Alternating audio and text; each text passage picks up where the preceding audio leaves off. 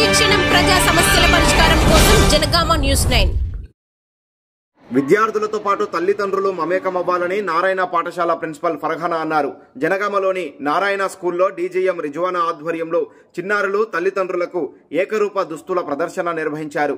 ఈ సందర్భంగా ప్రిన్సిపల్ ఫర్హానా మాట్లాడుతూ పాఠశాలలో ఉపాధ్యాయులతోనే కాకుండా తల్లిదండ్రులతో కూడా చిన్నారులు మమేకమయ్యేలా చూడాలన్నారు.